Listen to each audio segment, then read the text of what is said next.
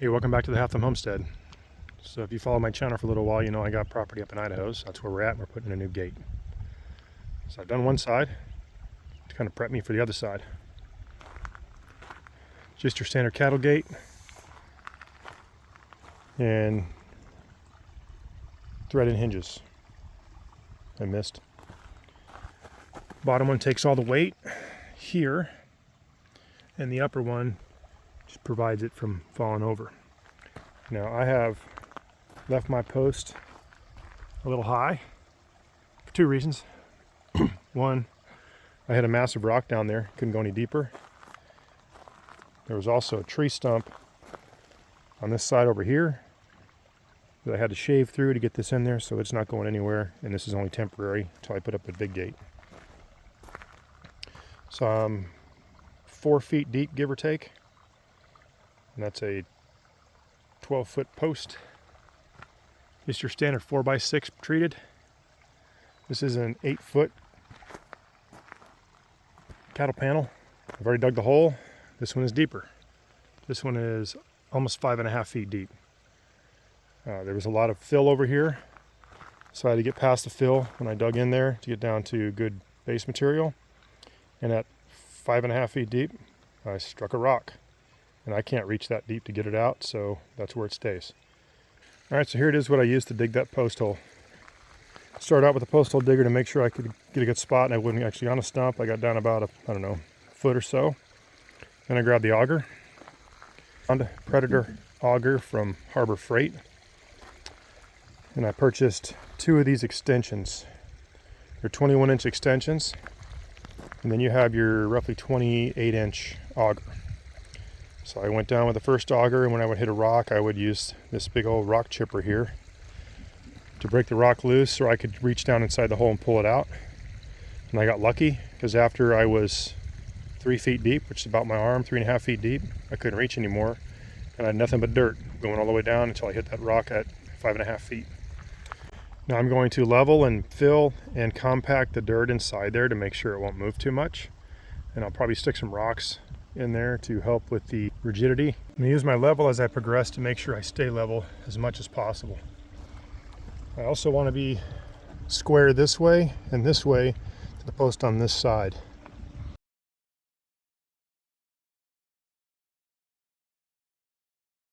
You're probably wondering why I'm not using concrete. This gate's only temporary until we build our house, and then we'll put in a permanent gate. So as you can see, I'm compacting the dirt in there to make sure I stay level, and then I won't have play when I finally put the gate on. We'll go from post installed to post removed because I didn't measure correctly and I was 4 inches too close to the other gate, so I had to move the post 4 inches outboard. That's why you see me taking the post out and using the auger again.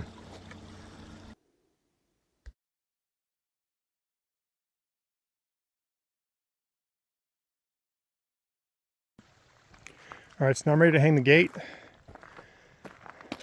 The hardest part is going to be matching the height of that one to this one. I don't have a laser level up here, so I eyeballed it. So hopefully it'll be good.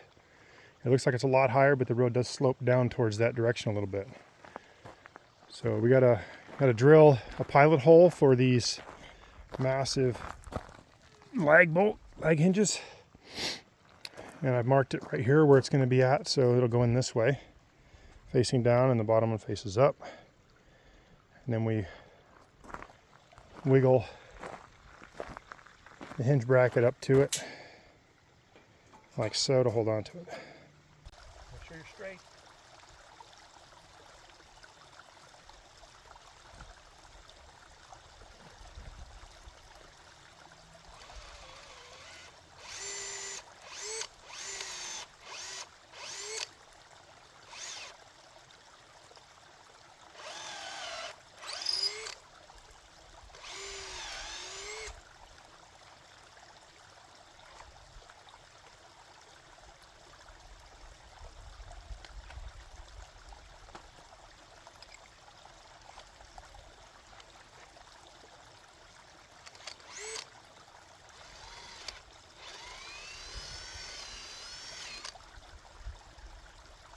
That little wobble you saw me do with the drill is just so this thing can start.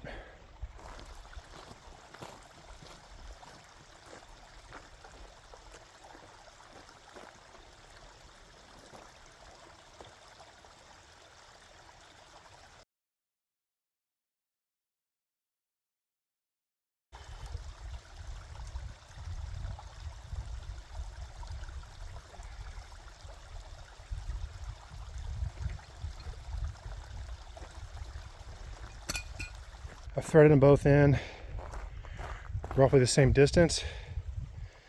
You can purchase hinges where you would just drill all the way through and then you could adjust it, the level with a nut or two. These ones came with these, that's why I'm using them. If I've got to go too crazy, I'll go get the other ones and then drill a big old hole. So I started off with roughly a 1/2 inch, and I went to the biggest size I had and just wallered it out just the end a little bit. You saw me do. I think the first drill bit I used was an 11/32, sorry, 1/2 inch almost. So, and that went all the way in, all the way deep, and then the really big one only went in the front half, just to give it a pilot hole. So let's hang the gate and see how it looks.